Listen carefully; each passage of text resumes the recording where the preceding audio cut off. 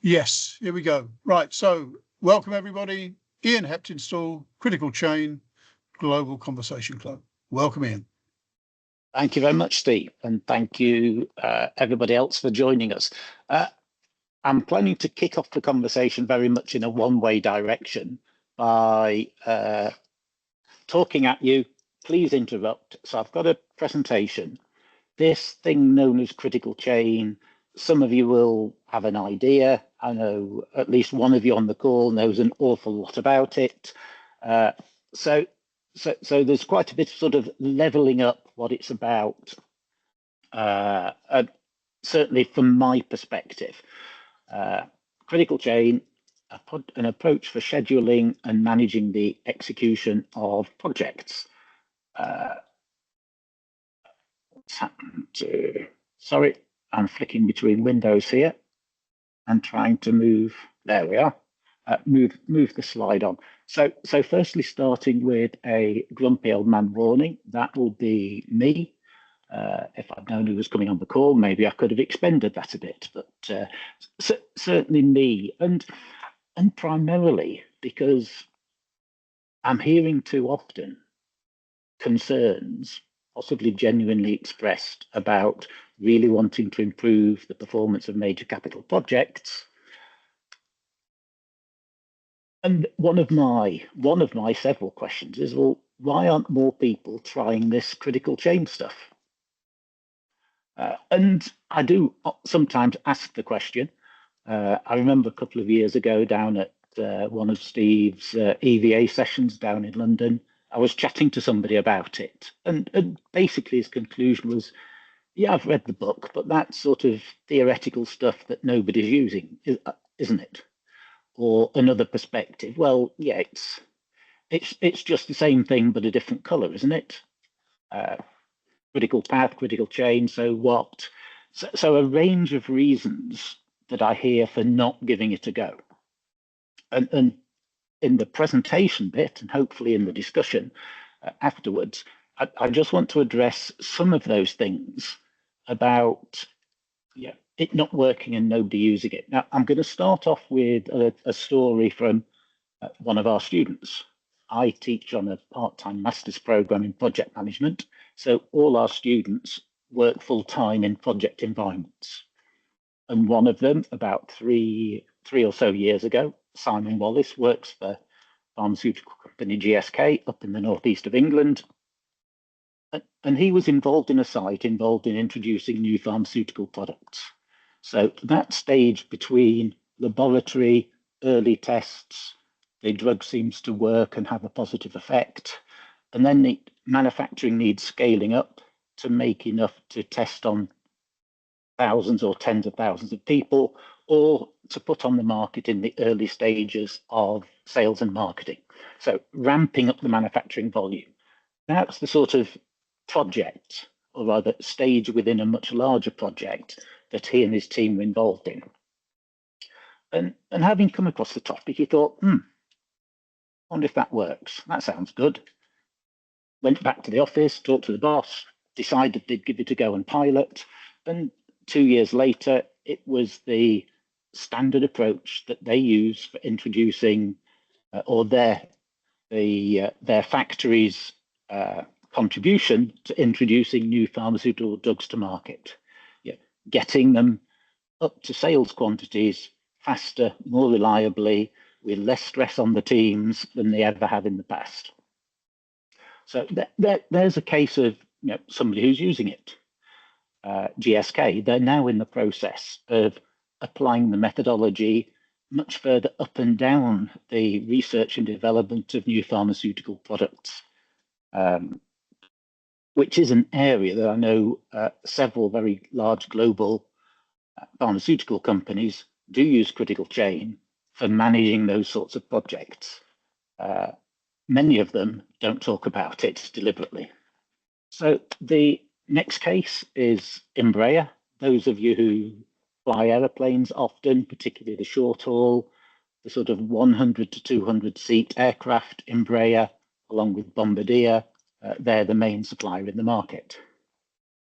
The development of the the second generation E-jet, the E2 jet, was a multi-billion-dollar mega project developed by Embraer using, guess what, scheduling and control method. Now, Embraer's evidence suggests that the reference class for bringing a new passenger jet to market is about 80 to 100 months, 7 to 8 years. And here's Embraer's data on how long it actually took to bring to market a range of recent major passenger jets. Embraer targeted 60% of that duration, 5 years, and brought the project in 7 months early. Their vice president of engineering for the passenger division told me that using this method, they believe, was instrumental in letting them do that. A large mega project. Some more new product development was from Mazda. This is a photograph I took at a conference I was attending in the US in 2013, I think, could have been 14. Up at the front on stage are some senior managers from Mazda Motor Cars, including the chairman of the board. He flew over to join this conference, and he was talking about how they used this self-same method to help the same people using the same estimating methods with more difficult R&D projects to add 50% to the rate at which they completed projects. And he said, because I heard him on the assumption that the translator is telling me the truth, was telling us all the truth, he said, this helped save the company. If you remember, at the turn of the century in the early 2000s, Mazda, the ownership was being passed between Ford and I think Volvo and a range of other companies. There's the MX-5 they put on the screen, because they were saying, well, recently we've used it for the whole development of model upgrades. Another example, the fourth one, closer to home, and you can see if I'm telling you the truth, because I've noticed Tim Stacey from BAE Systems has joined the call. BAE Systems, UK-based global engineering company, they were the driving force behind the recently produced APM guide to critical chain, launched in October. A couple of the example projects ranging in scale from projects for the maintenance of, and Tim will correct me, I think that's a Hawk training jet. So their maintenance projects last, weeks, months, strip down, do what's necessary, get them back up in the air, to developing the Challenger 3 tank, a large project that's still underway. So BAE Systems started piloting and testing the idea globally about 3.5, 4 years ago. And we can check with Tim, last time I spoke to him, it's still a major rollout across the organization in many parts of the world. And a load more. So this isn't a technique that people aren't using. But as we know, there's trillions of dollars spent every year on capital projects, investment type projects. So there are many people using this approach and claiming it delivers them a number of benefits, but it's still a tiny drop in the ocean. So yes, you can look in lots of places and you can see more established and larger volume approaches, technologies and systems being used to schedule and manage the execution of projects. Well, so what? Is this like some people have a blue logo and some people have a red logo? What does it matter what's being used? Well, here's some of the data from which was repeated in the recent APM guide, coming from some research published in 2012, claiming that the average project talking about using critical chain reckons it completed in about 2/3 of the conventional benchmark time for that project. But not only were they done faster, the reliability of achieving the estimate target has also gone up significantly. The throughput of projects, i.e. the number of projects that the same size and skilled team were able to deliver, also gone up markedly. So if these numbers even are orders of magnitude correct, at least worth a punt, I would suggest, for project-based organisations. So what the hell is it? Yes, I can, Becky. It's from a textbook by Kendall and Austin, but I'll include some extra materials with the slides as they go out afterwards. Perfect, thank you. Okay, so what is this thing called critical chain? This is my potted view. It doesn't slot neatly into any of the historical subdivisions that we've carved projects and project control into. So at one level, it's actually a combination of practices and behaviours across the project team, and certainly as demonstrated by project managers, but also formal methods and techniques. And I'll touch upon both of those just to give a flavour of what they are. Now, what that means is when you look at actual case studies of people using it, there's 4 common variants. They all implement the behavioural aspect, what I'm calling here the principles of project workflow, also known as the rules of flow. That's the left-hand column. On the right-hand column, we've got 2 general groups of formal methods and techniques, those that relate to a single project and those that relate to portfolios or multi-project environments. And there's a different combination of the 2. So when you look at case studies, often it can look like quite a different thing. So I want to just emphasize the common elements between them. And I'll give a snapshot of a few of those on the next slide. So firstly, these generic principles of project workflow, the rules of flow. And depending who you look at, which book, you might have a longer list. So the APM guide based on BAE Systems implementation has got 10 rules of flow. I've just pulled out 5 of them. I think chatting before we started with Alan, he suspected that he would recognise many of the elements of this critical chain thing. Very much so. The principles of project workflow have not been invented by the people who put critical chain together. But what they have done, and I think is very much the main value add, is they've written them down, helping make them manageable, trainable, people can know what's expected of them. Extremely simple, focus on one task at a time, finish it, pass it on, limit the amount of work in progress. The relay runner mindset is about when a task's finished, pass it on to the next task. Don't sit polishing it, waiting for some nominal completion date that you're expected to achieve back in the planning stage. Full kit, a mindset of don't start a task until you've got everything necessary to complete it. And be proactive about that. So make sure everything's ready, not just for the project level, but before the key tasks start. And also one that's about separating the project and the task plans.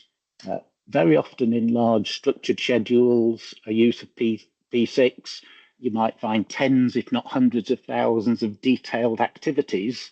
The task plans are all part of the logically linked network. Critical chain deliberately separates those things. The logically linked project network has a lot fewer tasks and activities on it, and that's used for managing the project. The individual tasks, of course, still have lots of component elements to them, and they're managed often in a range of different ways that suit the context and the kind of work that's involved, rather than force-fitted into one single overarching schedule. So there are a couple of the principles of project workflow. Many of you will recognise them as things that get done anyway, but those underpin the use and exploitation of the formal methods. And here's a case study from a guy that I met in 2017, I think, at another conference. He runs a tiny landscaping company. I think he employs about 13 to 15 people. They build gardens, fancy gardens for people with big houses in California. One of his customers actually runs one of the oldest established critical chain software companies. And he was doing some work for him. And he was talking about how crazy his life is. He's working 70, 80 hours a week. Sometimes he daren't answer the phone because it's always angry customers wanting to know when they'll get progress. You know, he was doing the proverbial spinning the plates. And the critical chain guy I was talking to didn't tell him use my software. He encouraged him to focus on fewer tasks, jobs, and activities. And within about 3 to 6 months, he went from 28 open jobs to a steady state of 4 to 6 jobs open at once. So he focused his team on fewer jobs at once. He didn't spread them thinly. He didn't start customer jobs. The duration of his projects halved. Within the first year, he'd completed 50% more projects than they had before. The same team doing the same sort of work. You know, the way he described it, he was picking the kids up from school, whereas before he was working 10 to 12-hour days, 7 days a week. And that's Balthazar Martinez presenting at the conference I just mentioned. So that's somebody who used no software.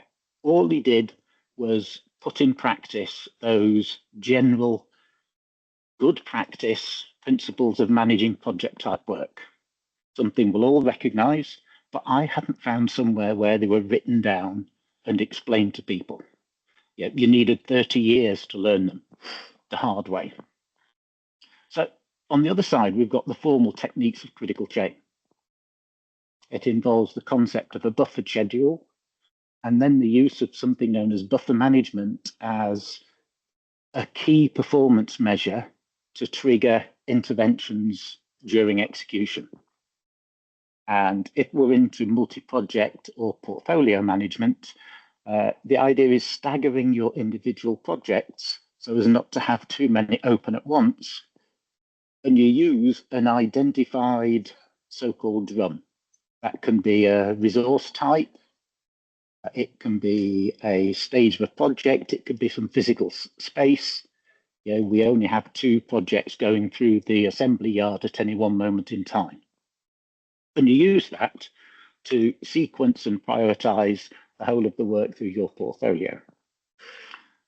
Now, I'll go through in a bit more detail what critical chain means to put together a single project schedule and how the buffer management is used during control. The start of scheduling is no different to many other projects. Understand the dependencies between the main tasks. Critical chain encourages so-called pull scheduling. So you start with the endpoint and work backwards to identify the key tasks and activities, not drilling down to too much detail. At a project, you may have anywhere between 25 to 200 tasks and activities. Certainly not thousands or tens of thousands plus. So firstly, this idea of a buffered schedule. It's built up, and the thinking behind it is like this. So there's a very simple stylized project schedule of activities. The conventional approach to a critical path schedule is that the task duration is very likely to be achieved, so-called highly probable duration. But because of the inherent unknowability and uncertainty in all tasks, within that, there's a possible but unlikely duration. If we're lucky, aggressive but possible. If the resources are allowed to focus on just that task and activity and stuff doesn't go wrong, we might be able to finish it early. So what critical chain does is it firstly puts together the start point schedule based on those aggressive but possible. A scheduler might call it a P40 or a P50 task duration, 40 to 50% probability of completion. So removing the task level safety for stuff that we know could happen. Now, it's not naive enough to claim that the project doesn't need that. But the safety is aggregated into an allowance for the whole project. So the underlying idea is when you're managing a project, you know something will not go to plan. We just don't know what at the beginning.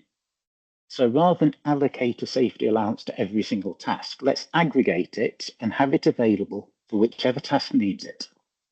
And the mathematics of the statistics and the central limit theorem will tell us or suggest to us that if we aggregate the allowance for uncertainty, we need less of it. It's the mathematical basis of the insurance industry. We aggregate the risks, we need a smaller pot than if we kept the pot aside each of ourselves.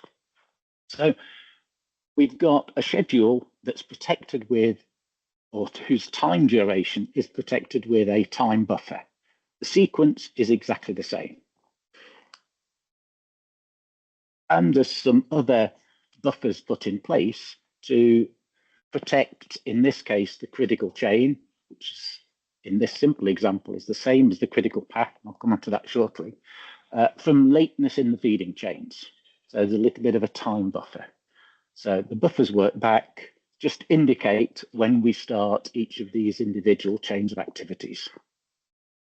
Now, the critical chain is defined as the longest sequence of activities considering both task and resource dependency. Whereas the standard definition and certainly use of critical path is it considers the task dependencies. And with infinite or more resources than you need, they're identical. But if you've got limited resources, they might be different. So, but a very simple example, take the project I've just used, assume we're using two types of resource, red and green. You can see here, we've got a problem because our limited red resource is expected to do two things at once. That's not feasible, so we'll move it. Apologies for the animations. One of my red boxes is not in the right place, but the critical chain is now based on the red resource, and it's a different sequence of activities than when you only concern the task dependencies. So our buffers are in a different place. I'll come back to the questions a bit later.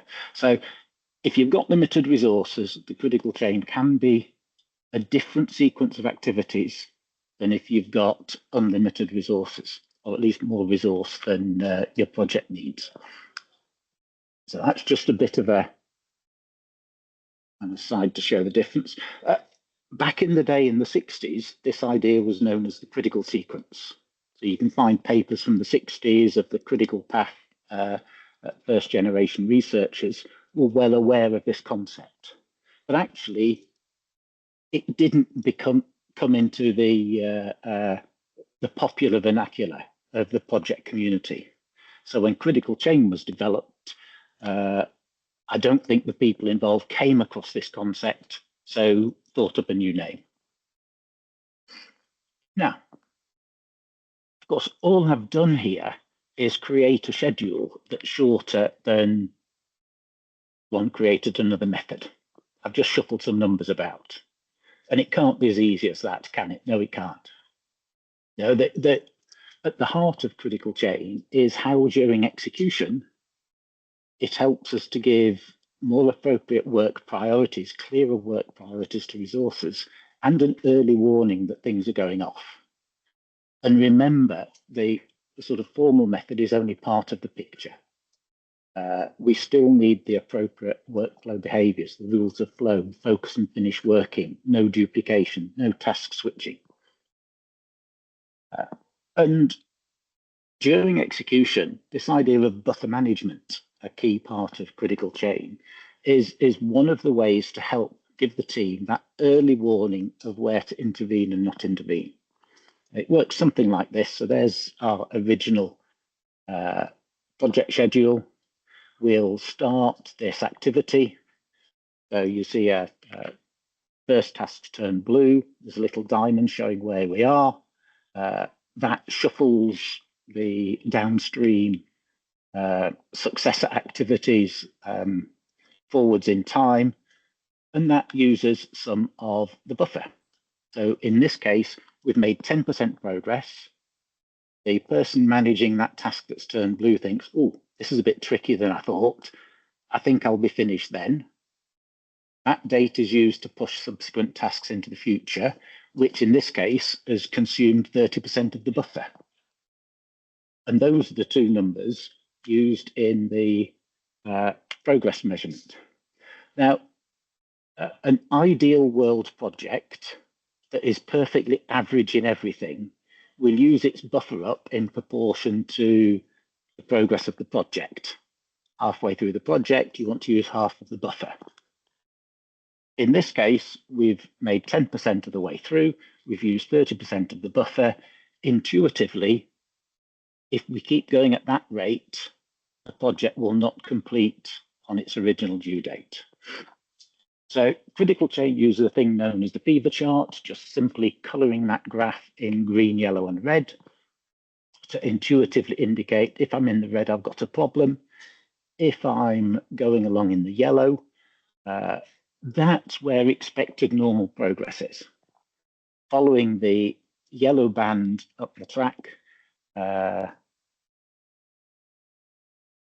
will allow this project to arrive at 100% completion with just a tiny amount of buffer. It's like getting to your destination with your petrol tank on, an 1/8 or a 1/10 full. It's fine. You've got there, no worries. If you're in the red, you're likely to run out of fuel before you get there. If you're in the green, unlike the car driving analogy, there's a chance that this project will finish notably early. And that's a trigger for the organization, the project owner, to think, can we exploit an early finish? The answer isn't always yes. And if not, well, maybe the resources working on this project are better prioritized working on other projects. So the fever chart introduces an additional project performance measure. That one that I've just shown is how it would look for a single project. If we take the latest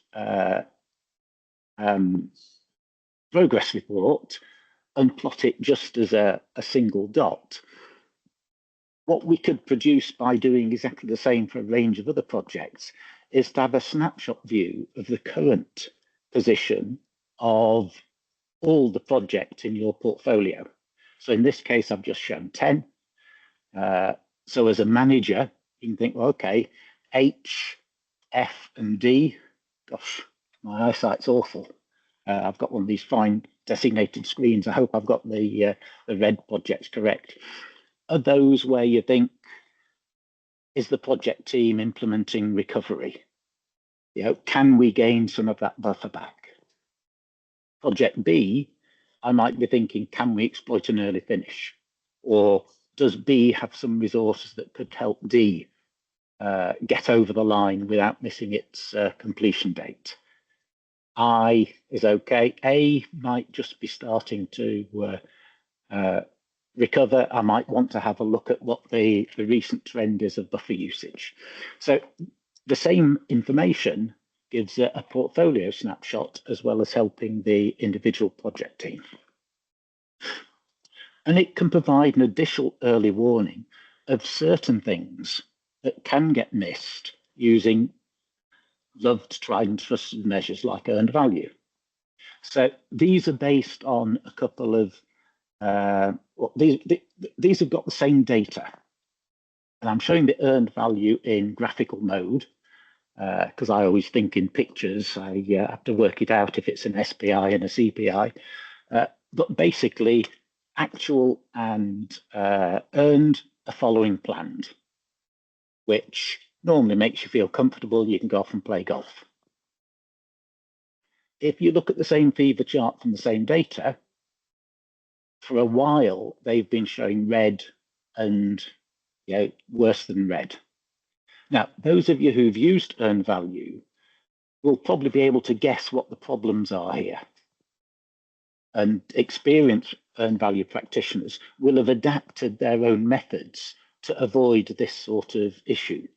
But straight out of the box, somebody who's just learned the methodology, it isn't always flagged up. On the left, you've got a critical resource that is tiny. So you've only got one person, whereas the other activities that have been finished have used tens, if not hundreds of resources. So because on the vertical axis, you're measuring in monetary terms, the variance gets swamped because of the size of the task. This one was learning we had in the 90s in the chemical industry with a major petrochemical plant shut down, where we first tried earned value in about the mid-90s. We hadn't noticed that some of the tasks done by the operations managers were getting delayed. There were only 2 of them, but of course they were getting behind, but the cost value of the variance was tiny because all the other tasks use hundreds and hundreds and hundreds of people. So they were swamped. We didn't notice it until, of course, it was too late. On the right, you've got the common practice, particularly in the construction sector, where I did quite a bit of work, of people pulling work forward simply to boost the monthly payment applications.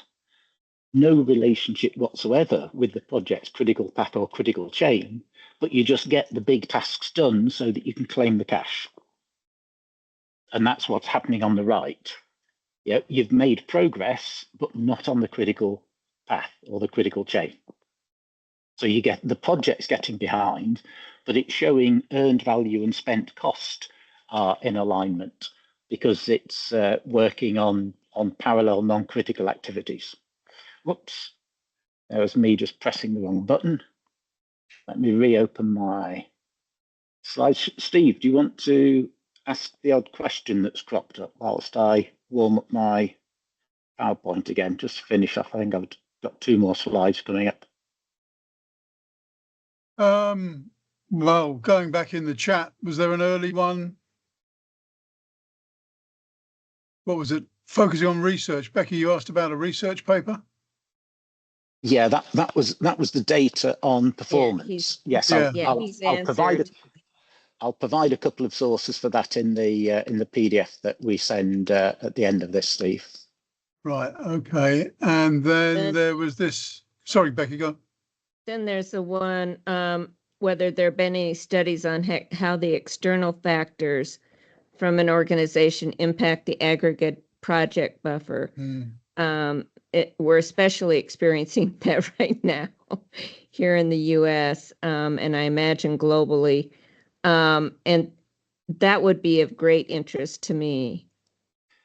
Yeah, what critical chain addresses is the inherent variability and uncertainty within the project estimate.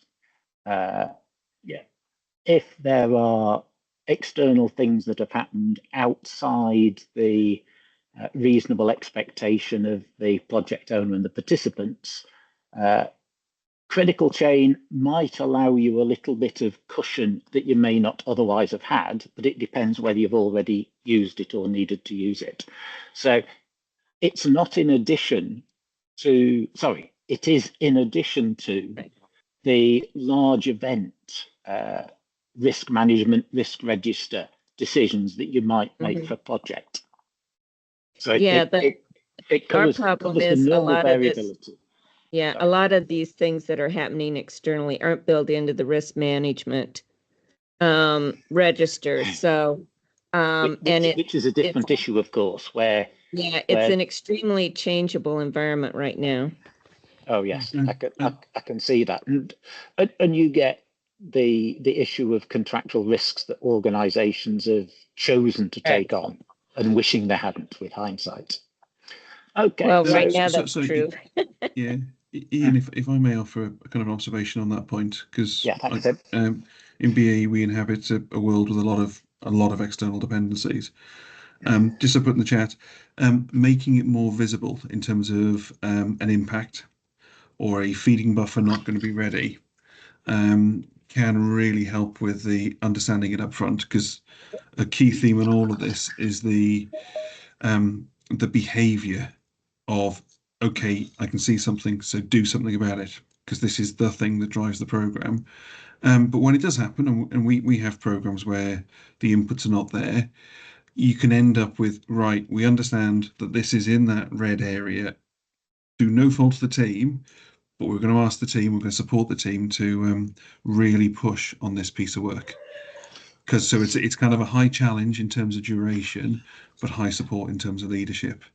So you're not beating people up to it, but they're really working hard to wrangle the program in on time.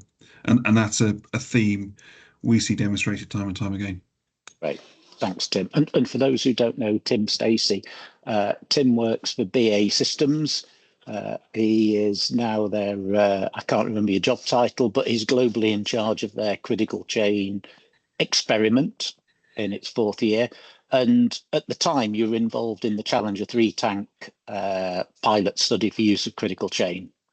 Yeah, so yeah, I've been around this for 4 years now. I think. Cheers, Ian. I'm conscious of your presentation, not mine. I'm head of operational excellence, and we have a continually accelerating program all over the life cycle, all over the world, looking at this. It's doing really well. That's great. Thanks. Thanks for that, Tim. It gives the those on the call a bit of variety. So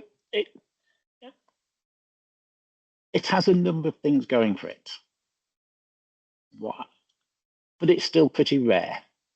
And it does, to some extent, get frowned upon. And that's what we're talking about. Here are some of my speculations. Hopefully I've covered some, if not all, of the reasons that often crop up. Let's see what other things have popped up in the chat.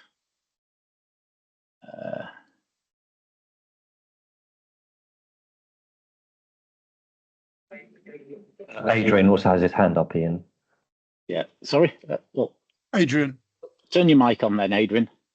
Yeah, just on that. Yeah. Fascinating. I've been obviously aware and using, have projects and programs using portfolios using critical path for mumble decades now. So very familiar with that. But also the last few months, I've seen a lot of posts on LinkedIn that have been talking about critical chain project management.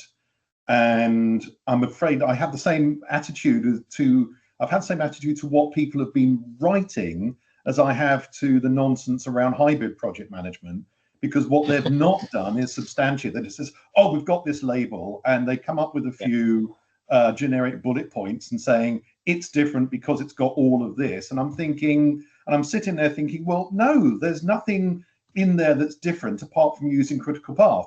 Now, what you've explained today is something that centers on critical path, but has got other specific stuff, certain behaviors, various other things that are linked to it and integrated with it, a kind of a systems thinking approach. So I've got a much better understanding of that now, and I still don't regard it as a method. I think it's a particular approach that seems to have your examples were very large, technically complex projects, programs, and portfolios, and I absolutely see huge value in that.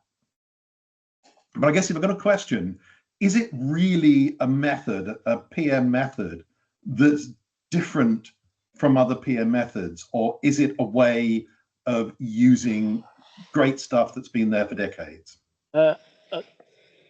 Thanks, Adrian. A couple of thoughts there. Whilst from the year dot, the methodology has been called Critical Chain Project Management, or CCPM, I myself have stopped using that terminology because there's much more to managing a project than scheduling and controlling execution. And that's one of my few minor contributions to the APM guide. It's for scheduling and controlling execution. Projects need much more than a reasonable schedule and execution. Now, in terms of scalability, some of the other companies mentioned there, yes, using it for for example, new product introduction projects, but those are about, a few dozen man years or less going through, and their issue is portfolio. So Anderson Hauser and Centurion, that's a company making sort of entry systems to, secure entry systems, not big, not massive, not billions of dollars. So certainly I've seen a wide range of scalability across some of the cases. I think if we look at BAE Systems, that's why I put the sort of hawk. We often don't think of maintenance as a project, but you get an aeroplane in and you've got to strip it down. You've got a sequence of tasks and activities. And then after you've taken bits out, you find stuff you never even knew was there. So you've got change and uncertainty. One of the other things to add to Tim's comments about scale, there was a presentation at a recent conference of somebody using it in the early stages of a technology software startup company, and they were using the fever chart as a sort of verbalization tool that our current aspirations for functions that we'd like to have in the technology, don't fit our budget, our resources.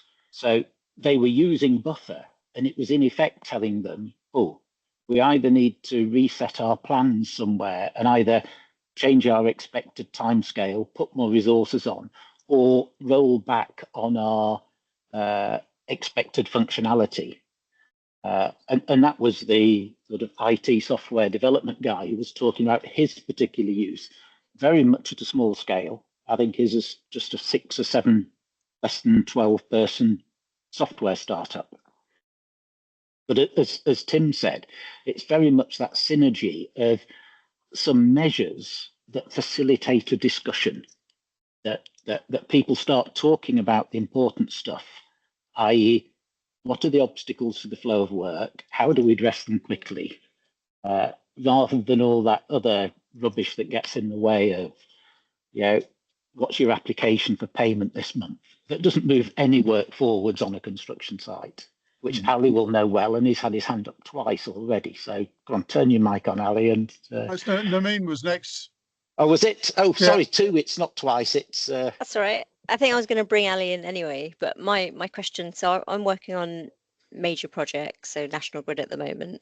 Nobody really talks about this. So is there any case studies from major projects? What the type of thing, like there's kind of trends, isn't there? So at the moment, the trend is reference class forecasting, and how how that's getting used. But I'm observing that that's getting used early stage to give a contingency that then gets taken away when you go into delivery phase. So, and I know Ali talked to me about a conversation he had at High Speed too. So I just wanted to reflect on mega projects. Mega projects. Well, Embraer's project qualifies as a mega project. It was about $4 billion in 5 years at the scale. One of the other logos, I don't know whether it's in this presentation that I often use, is the Japanese Ministry of Land Infrastructure and Transport, who had been facilitating the use of critical chain in infrastructure since about the mid to late 2000s. I went and spent half a day in Tokyo with the ministry in about 2014.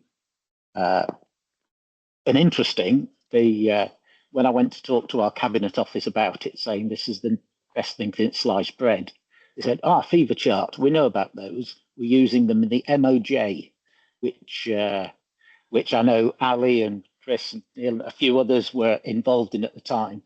But they sort of recognized the artifact and thought, well, that means we're using it. Tick. The box was ticked. They didn't really understand the sort of the substance behind it that involves the appropriate behaviors and the alignments. One of my personal views is that to fully use critical chain, you really need a collaborative project team where there are no where you've got aligned performance measures, rewards, and incentives, that there is no incentive to want to hog things for yourself. So this debate about who owns the float and all that malarkey needs throwing out the window, or that way, because that's where the window is. But with many of the current conventions for contracting of major infrastructure project work, those things get in the way. And you need smart people like, Ali, who's been trying to get this stuff in for decades, to sort of work round the constraints of some of the contract, the payment, and the reward mechanisms that get embedded.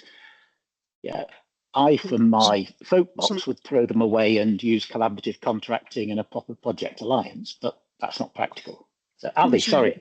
Yeah, let Ali have a go now. Yeah. How long have I got? That's it now. Sorry, folks. As long as you need, as long as it's less than 3 minutes. I think Ian would know, we had about 120 projects at MOJ running critical chain, or more like a critical path. More buffered programs, I'd call it, less of sort of the resource link. I have probably been involved with close to 200 projects using the buffered program system, and I would say that there was every one of those reduced the project time without fail, and that did not mean the project's finished on time, but that meant the project did not run late, probably longer than it would have done without the use of the buffered program. In terms of major projects, there's a whole story started at Balfour Beatty with Ellie. We convinced Ellie Goldratt to come and trial it before he wrote a book on one of our major projects at Balfour Beatty Civils, and that's where I got involved and realized it was really sort of started with him with the sort of the TOC and understanding the focus on the bottleneck, and then he sort of enhanced it. And now, was it Rebecca was asking about how will it deal with certain external factors? Critical. This system does not. Oh, I lost you. This system is not designed to stop external or internal factors. It's designed to absorb the impact of those external or internal causes of delay. What this system does, there are two things happen on project. Time is lost due to risk and uncertainty, internal, external factors, and time is wasted due to the student syndrome, Parkinson's law, Monday starts, half-day syndromes. The purpose of this system is to minimize time being wasted, so that time is then only used to absorb the delays, or I guess the uncertainties that creep under the getting under the radar. One of the other advantages is if it's implemented properly, it has to be updated as regularly as possible, preferably daily, if not weekly. And it has to be done using elapsed time. And elapsed time it's an amazing sort of approach, because it highlights well in advance the problems ahead, like a SatNav system does. If it's used updated centrally, and if there is more than one of these, more than one program on the project, it is not very effective. So, and also the program has to meet certain criteria to actually give you the right picture. And the buffer chart is a brilliant sort of pictorial way of showing people where the project is at, which you can't beat. That's a good thing. Yeah, sorry, Steve. I was going to say, again, with an eye on the clock, I said Anthony Newman, I think, is Anthony, talking about software. For those of us that haven't used critical chain, is there software? Are we driving this with software? Yes. Does it plug into P6? No. No, I don't know P6 plugin. There's an MS Project plugin, but for the old-fashioned version, Sciforma and Aurora have a flip the switch and can use critical chain reasonably well. Other than that, there's bespoke critical chain software, of which there's quite a number of packages on the market. There is one thing that is worth saying that Ali mentioned, who's off mute and has got noise in the background. Is that you, Anthony? Thanks, Ant. Which is the frequent update, that critical chain uses a much more frequent update of where open tasks are up to, and when task managers expect to be finished, how many days more work until they will finish and pass it over. But it's much lighter. Those of us used to heavy and stodgy project reporting systems might say, oh my God, daily and weekly reports, the world will stop. No, it's very light, it's very quick, but it's reporting to the people managing the work, not to some bosses who are going to have a look at it and decide what to do. So whilst the fever charts do get used for external reporting and bosses do quickly get it and feel comfortable, the real value comes from informing the team, and you get the team into a much higher cadence, and they're the people who work better. It's much more shop floor control, is it then? Sort of the empowered team? Yes, but well linked through to the project. So the project manager knows when to leave alone and when they need some help. Right. Okay. Buffer consumption, if I can come in, Steve, the buffer consumption has to be reviewed basically by the black hats. Every time there's a buffer consumption, they have to review and accept that this happened. Right. And review what sort of mitigation. Yeah. Anthony, do you want to respond at all quickly? If tell them to be quiet where you are. This is going for beer. Oh.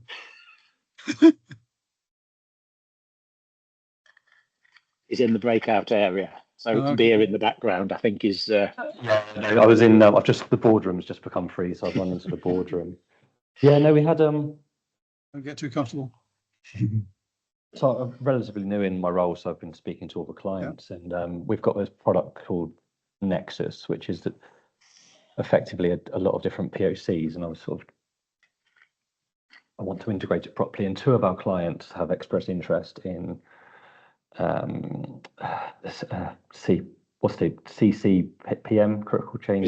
Critical chain anyway. Yeah, critical chain. So, but both of them are using P6, and they don't. And it would be impossible politically in their organisation to not use P6. And one of them mentioned Aurora, Ian, which you mentioned. But yeah, so because we're already providing other services for them, like it made sense for Nexus. I was just like, well, we're just gonna.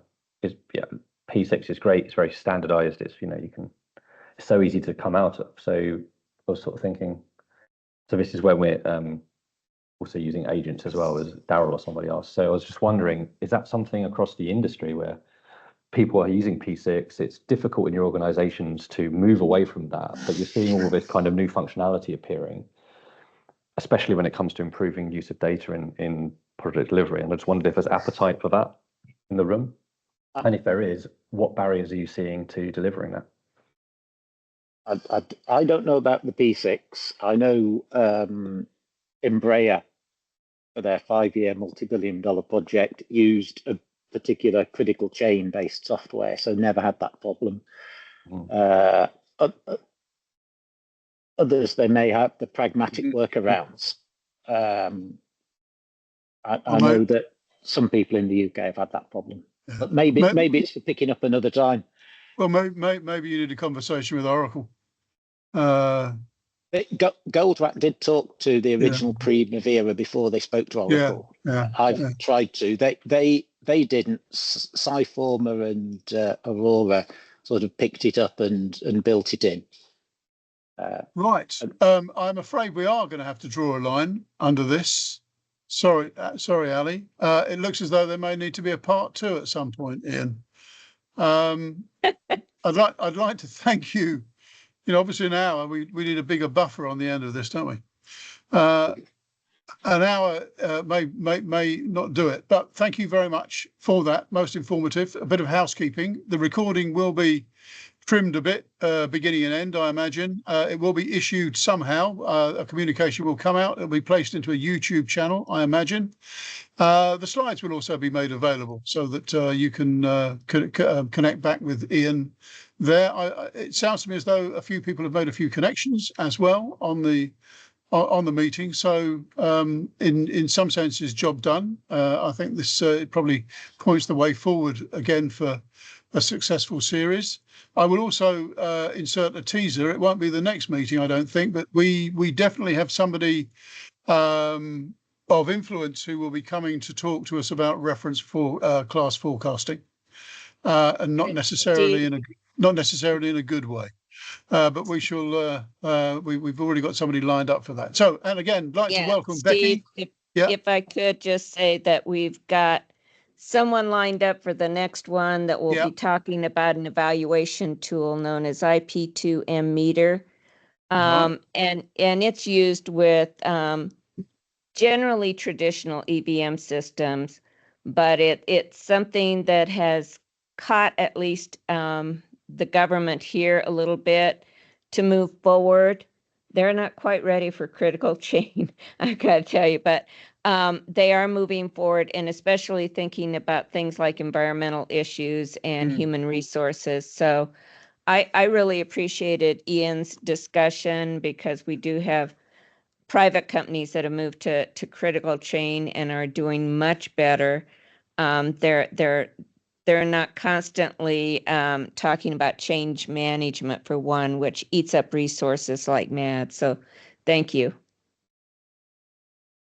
So thank you, Becky. And the date for the next one is June 10. If you want to make a quick note of that, June 10, same time, same place. And again, you know where I live and the others live. So if you need to have any follow-up queries or whatever, please do get in touch. Otherwise, again, one more thank you to Ian, and we look forward to seeing you for the next one. Have a good evening or good afternoon if you're on the other side. Thanks all. Take care. Or morning, as the case may be. That's correct. Yeah.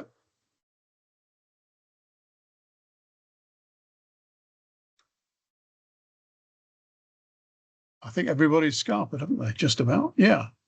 Okay. Yeah, sorry, I'm just taking a screenshot of Sachin just so I can just reply to him offline. Yeah. I'm trying to. Oh, I can't click on him. He's gone, so I can't get his email. Oh, is he? What do you need? His question, or I've taken a photograph of the question. Yeah. I'm just trying to I was trying to get his email off his link so I could send him the answer or discuss it with him, but I couldn't. Hang on. It's got Dada in it, I think. Oh no, sachin.melwani@outlook.com. So Sachin. .melwani, MEL. Yep, I've got it. It's cool. I've written it down. It's the same as his name, isn't it? Yeah, that's all. Thanks very much. Cheers, appreciate that. I'll leave you guys to it. Right. Cheerio. I'm sure we'll run into each other. And sorry about the music. When everyone came in to have the beer, I was like, Okay. Cheers. See you guys. See you again. Bye-bye. You're still there, Steve? Yeah, I am. Yeah. Hi. How are you doing? Long time no see. Yeah, I know. It's been a while. Must be a couple of years, I would have thought. Yeah, I was going to say 12 or 18. Least, yeah. 12, yeah, I saw your David buzz through my EVA conference very briefly last year, but I think he sort of popped in and popped out, didn't he? But no. Yeah. So we're still finding life difficult, but we're hopeful of a contract with a major UK shipbuilder. So we're progressing. We're progressing that at the minute. So keeping our fingers crossed. I was going to say the last time we spoke, there was you were in or out with Babcock's, weren't you? Did that crystallise? Yeah, that didn't get a renewal on that on that contract. It was one of those things. There was a boat coming in that they were going to we were actually going to do a 3-month project on board ship, and let's just say, because of activities elsewhere in the world, the boat got diverted. Oh yeah. So they then